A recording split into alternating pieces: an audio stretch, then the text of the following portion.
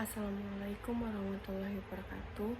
Perkenalkan, nama saya Winda Septiani dengan NIM C0D020032. Di sini saya akan mempresentasikan materi tentang konsep dasar pajak internasional. Sumber hukum perpajakan internasional. Otmar Buchler membagi hukum pajak internasional dalam arti sempit dan hukum pajak internasional dalam arti luas.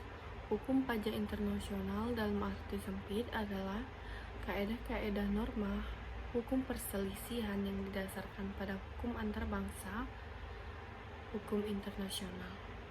Sedangkan hukum pajak dalam arti luas, kaedah-kaedah hukum antar bangsa ini ditambah peraturan nasional yang mempunyai objek hukum perselisihan khususnya tentang perpajakan. Latar belakang: Indonesia sebagai negara berdaulat memiliki hak untuk ketentuan tentang perpajakan. Fungsi dari pajak yang ditarik oleh pemerintah ini utamanya adalah untuk membiayai kegiatan pemerintahan dalam rangka menyediakan barang dan jasa publik yang diperlukan oleh seluruh rakyat Indonesia. Di samping itu, pajak juga berfungsi untuk mengatur perilaku warga negara untuk melakukan dan tidak melakukan sesuatu. Transaksi perdagangan antar dua negara atau beberapa negara berpotensi menimbulkan aspek perpajakan. Hal ini tentunya harus diatur oleh kedua negara atau dunia internasional secara umum, guna meningkatkan perekonomian dan perdagangan negara-negara yang melakukan kerjasama tersebut. Ini menjadi penting agar tidak menghambat aliran dana investasi akibat pengenaan pajak yang memberatkan wajib pajak yang berkedudukan di kedua negara yang melakukan transaksi tersebut. Konsep dasar perpajakan internasional. Definisi pajak internasional dalam Undang-Undang Pajak Penghasilan sampai detik ini belum ada.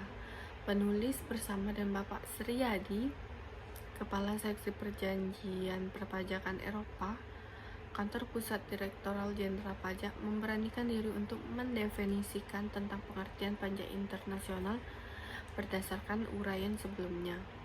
Pajak internasional adalah kesepakatan perpajakan yang berlaku di antara negara yang mempunyai persetujuan penghindaran pajak berganda, dan pelaksanaannya dilakukan dengan niat baik sesuai dengan Konvensi Wina.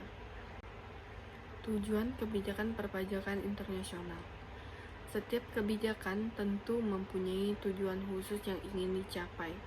Begitu juga dengan kebijakan perpajakan internasional juga mempunyai tujuan yang ingin dicapai, yaitu memajukan perdagangan antar negara, mendorong laju investasi di masing-masing negara. Pemerintah berusaha untuk meminimalkan pajak yang menghambat perdagangan dan investasi tersebut. Salah satu upaya beban tersebut adalah dengan melakukan penghindaran pajak berganda internasional.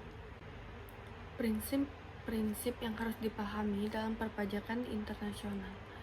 Capital Export Neutrality, netralitas pasar domestik. Capital Import Neutrality, netralitas pasar internasional. National Neutrality. Pemajakan lintas negara. Pemajakan berganda terjadi karena benturan antar klaim perpajakan. Hal ini karena adanya prinsip pemajakan global untuk wajib pajak dalam negeri, di mana penghasilan dari dalam negeri dan luar negeri dikenakan pajak oleh negara residen. Baiklah, sekian presentasi yang dapat saya sampaikan. Lebih dan kurangnya mohon maaf. Saya akhiri. Wassalamualaikum warahmatullahi wabarakatuh.